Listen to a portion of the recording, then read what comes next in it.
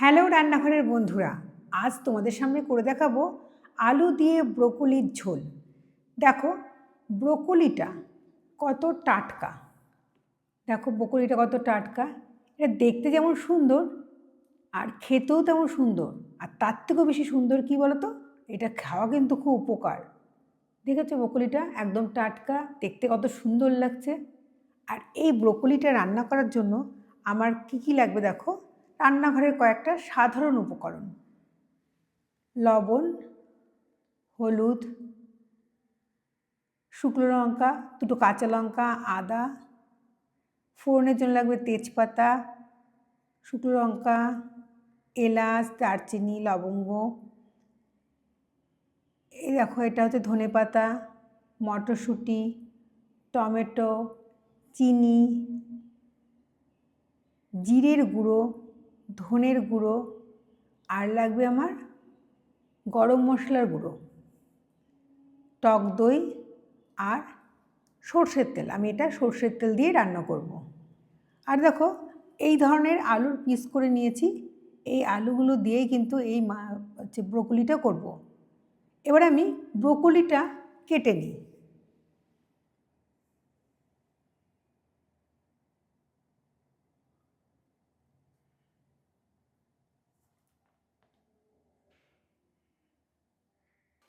দেখো ব্রোকলিগুলো আমি কেটে ফেলেছি। এই দেখো ব্রোকলিগুলো কাটার পরে এই বোটার দিকটা এরকমভাবে চিড়ে দিয়েছি। প্রত্যেকটা তাই করেছি। দেখো বেশি বড়ও না বেশি ছোটও না, মিডিয়াম সাইজের ব্রোকলিগুলোকে কেটেছি।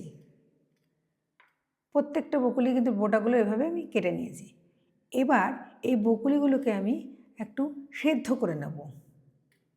দেখো ব্রোকলিগুলো কীরকম দেখতে লাগছে, মিডিয়াম সাইজ করেছি এগুলোকে। এবার আমি ব্রোকলিগুলোকে সেদ্ধ করে নেব। দেখো একটা বাটিতে জল বসিয়ে দিয়েছি, জলটা ফুটতেও শুরু করছে। এবার এই বাটির মধ্যে আমি একটু লবণ দিয়ে দেবো। এই লবণটা এর মধ্যে আমি দিয়ে দেবো।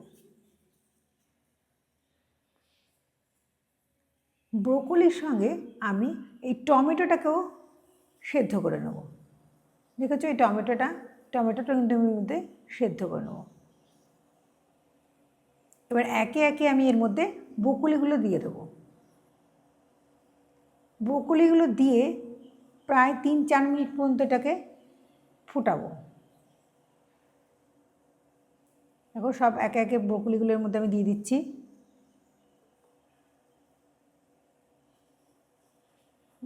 দিয়ে যখন টকবক করে 3-4 মিনিট ফুটবে, তারপর আমি এটা জল থেকে তুলে নেব।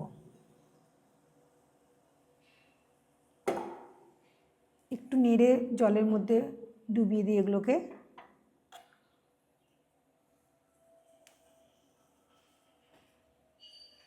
এই দেখো এভাবে আমি এর মধ্যে সব বোটাগুলোকেও কিন্তু এর মধ্যে বেশ ডুবিয়ে দিলাম, কারণ এই বোটাগুলো সেদ্ধ হওয়ার জন্যই কিন্তু এই সেদ্ধ করা। সবগুলো আমি এর মধ্যে ডুবিয়ে দিলাম। এবার এটা আমি 3-4 মিনিট ধরে ফোটাবো। দেখো ব্রোকলিগুলো কিন্তু ফুটছে, এটা আমার হয়েই গেছে সেদ্ধটা। আমি একটু বোটাটার দিকটা দেখাচ্ছি। দেখো এই দেখো এটা সেদ্ধ হয়ে গেছে। এবার আমি এটাকে নিভিয়ে দেবো, দিয়ে জল থেকে ছেঁকে নেব। ব্রোকলিগুলো আমার সেদ্ধ হয়ে গেছে, জল ঝরাতে দিয়ে দিয়েছি। এবার আমি একটা মশলা করে নেব। এই মশলার বাটির মধ্যে যে টমেটোটা সেদ্ধ করেছি, টমেটোর ওপর থেকে এই চোচাটা এভাবে বাদ দিয়ে দেবো, খোসাটা এরকম বাদ দিয়ে দেবো, দিয়ে এটাকে সেদ্ধ করব। এই যে এরকমভাবে নেব, এটা ছাড়িয়ে নিয়ে এটাকে এর মধ্যে দেবো। আর এর মধ্যে দেবো হচ্ছে আমি আদা। এই যে আদার টুকরো কতগুলো, এই যে আদা দিয়ে দেবো এর মধ্যে। আর দেবো 4টে শুকনো লঙ্কা। এবার লঙ্কাটা তোমাদের পছন্দ মতো দেবে। আমি এখানে 4টে দিচ্ছি, তোমরা যেরকম ঝাল খাবে সেই রকম লঙ্কা দেবে। দিয়ে এটাকে আমি পেস্ট করে নেবো। আর এর মধ্যে দেবো আমি একটু দই, সামান্য দই দেবো, দিয়ে একবার এটাকে পেস্ট করে নেব। দেখো পরিমাণটা এইরকমই দই দিলাম, দিয়ে এটাকে পেস্ট করে নেব। কড়াই একটা গ্যাসে বসিয়ে দিয়েছি। এবার গ্যাসের উপরে দেখো সর্ষের তেল, এই কড়াইয়ের মধ্যে একটু সর্ষের তেল দিয়ে দিচ্ছি। আমি রান্নাটা কিন্তু সর্ষের তেল দিয়েই করব। এই সর্ষের তেলের মধ্যে এবার আমি যে গরম হয়ে যাবে, এর মধ্যে তেজপাতা, শুকনো লঙ্কা এভাবে দিয়ে দেবো। গরম মশলাও কিন্তু এর মধ্যে আমি দেবো। এটা নিরামিষ যেহেতু, গরম মশলাটা এই যদি ফোড়নে দেওয়া যায় তাহলে কিন্তু খুব সুস্বাদু হয়। দেখো একটা শুকনো লঙ্কা আর একটা তেজপাতার মধ্যে আমি দিয়ে দিলাম। শুকনো লঙ্কাটার মধ্যে দিচ্ছি আর তেজপাতাটাও দিয়ে দিলাম।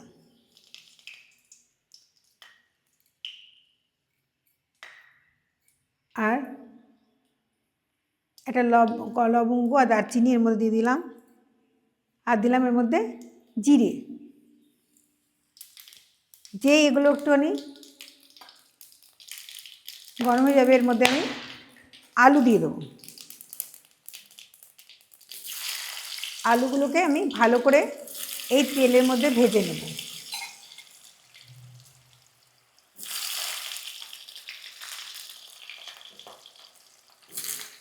আলুগুলো আমার দেওয়া হয়ে গেছে।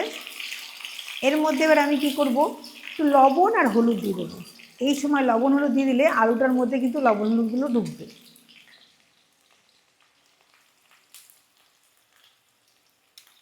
দেখো সামান্য একটুখানি লবণ দিয়ে দিলাম আর দিয়ে দেবো এর মধ্যে একটু হলুদ। দেখো সামান্য একটু হলুদও দিলাম এর মধ্যে। এবার এটা দিয়ে একটুখানি নাড়াচাড়া করব, বেশ লাল লাল করে এটা ভেজে নেব। খুব বেশি যে একেবারে পুড়িয়ে ফেলবো তা না, বেশ একটু লাল লাল হবে, তখনই এর মধ্যে আমি মশলাগুলো দিয়ে দেবো।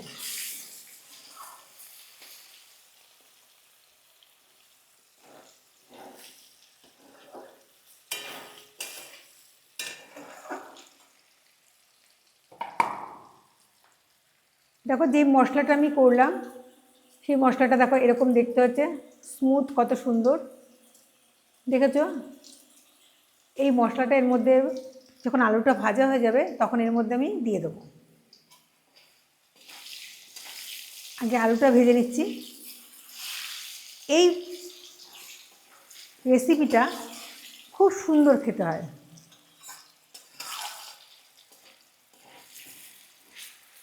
এই রেসিপিটা তোমরা বাড়িতে করে দেখবে, সাধারণ রান্না কিন্তু খুব ভালো খেতে। আলুগুলো আমার ভাজা হয়ে গেছে, এর মধ্যে এবার আমি ওই মশলাটা দিয়ে দেবো। এবার মশলাটা আমি এর মধ্যে দিয়ে দিচ্ছি।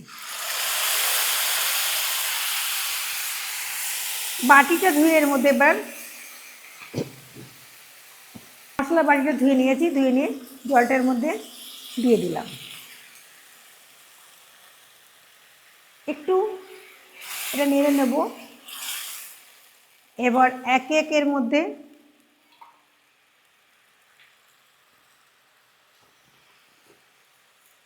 জিরের গুঁড়ো, ধনের গুঁড়ো আমি দিয়ে দেবো। দেখো জিরের গুঁড়ো দিলাম একটু, আর দেবো এর মধ্যে ধনের গুঁড়ো।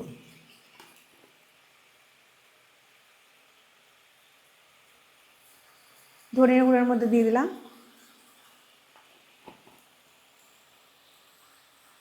দিয়ে এটাকে আমি একটু নাড়ব।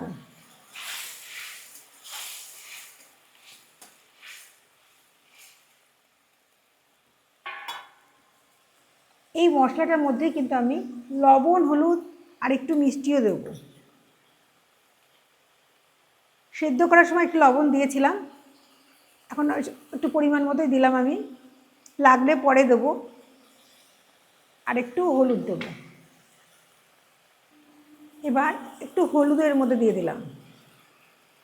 এই মশলা কষার সময় যদি একটু চিনি দেওয়া যায় তাহলে কিন্তু রঙটা খুব সুন্দর হয়, তাই পরিমাণ মতো আমি একটু চিনিও দিয়ে দিলাম।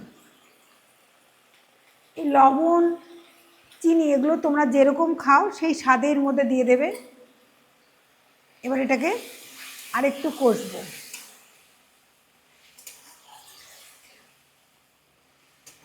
এইভাবে একটু কষে নেব। এবার এর মধ্যে আমি মটরশুঁটিটাও দিয়ে দেবো।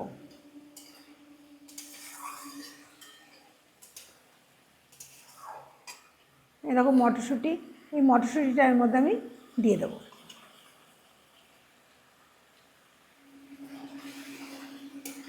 যতক্ষণ না এটা তেল ছাড়ে ততক্ষণ এভাবে এটাকে নাড়তেই থাকবো।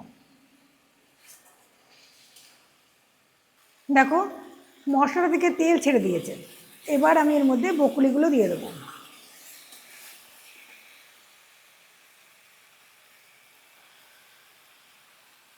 ব্রোকলিগুলো একটু নাড়াচাড়া করেই কিন্তু আমি এর মধ্যে জল দিয়ে দেবো। এটা খুব একটা ভাজতে হবে না, কারণ সেদ্ধ তো হয়েই আছে। আর খুব বেশি ভাজলে কিন্তু এর রঙটা নষ্ট হয়ে যায়, দেখতে ভালো লাগে না। দেখো এবার আমি একটু জল ফুটিয়ে রেখেছিলাম, সেই গরম জলটা এর মধ্যে আমি দিয়ে দেবো। গরম জলটা এর মধ্যে আমি দিয়ে দিচ্ছি। জলের পরিমাণটা তোমরা ঠিক করে নেবে, কেমন জল দেবে, যে যেমন ঝোল রাখবে সেভাবে দেবে। আমি এইটুকুই দিলাম। এবার এটাকে আমি 5-7 মিনিট মতো ফুটতে দেবো। 5-7 মিনিটে ফুটলে পরে এটা সেদ্ধ হয়ে যাবে। আলুটা সেদ্ধ হলেই হয়ে যাবে এটা। এবার আমি এটাকে ঢেকে দেবো। ঢাকনাটা আমি খুলে দিলাম। দেখো রঙটা কি সুন্দর হয়েছে, বকুলির রঙটাও আছে। এই সময় তোমরা একটু হাত দিয়ে দেখে নেবে যে আলু আর এই কপির ডাঁটাটা সেদ্ধ হচ্ছে কিনা। দেখো আমার আলু সেদ্ধ হয়ে গেছে, আর কপি ডাঁটাতে একটু চাপ দিয়ে দেখলাম এটাও হয়ে গেছে। বকুলি রান্না হয়ে গেছে, কিন্তু এর মধ্যে এবার আমাকে দিতে হবে একটু গরম মশলার গুঁড়ো। দেখো খুব সামান্যই দেবো গরম মশলাটা, এইটুকু সামান্য গরম মশলা দিলাম। গরম মশলাটা দিয়ে আমি একটু খুন্তি দিয়ে নেড়ে দেবো। আর দেবো এর মধ্যে একটু ঘি।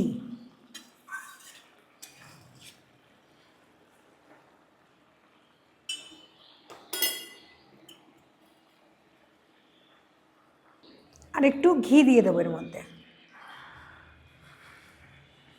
ঘিটা দিয়ে আমি এর মধ্যে, এটা আমার হয়েই গেছে। এবার আমি ধনেপাতার মধ্যে একটু ছাড়িয়ে দেবো।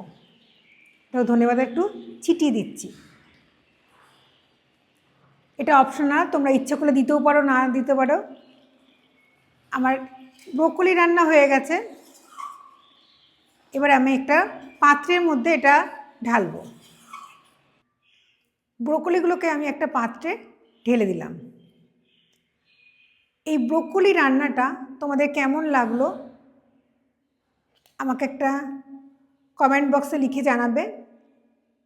যাদের ভালো লাগলো তারা একটা লাইক দিয়ে দেবে, আর নতুন বন্ধুদের মধ্যে শেয়ার করে দেবে। নতুন বন্ধুরা একটা লাইক দিয়ে সাবস্ক্রাইব করে দেবে, তাহলে আমার প্রত্যেকটা রেসিপি তোমাদের কাছে আগে থেকেই চলে যাবে। এই রেসিপিটা খুব সুস্বাদু এবং খাওয়াও খুব উপকার। শীতকালে এই ধরনের সবজি আমাদের কিন্তু খুবই ভালো লাগে। আমার সমস্ত ব্রোকলি এখানে ঢালা হয়ে গেছে। আজকে এই পর্যন্তই। পরের দিন আবার নতুন একটা রেসিপি নিয়ে হাজির হব। Good bye friends.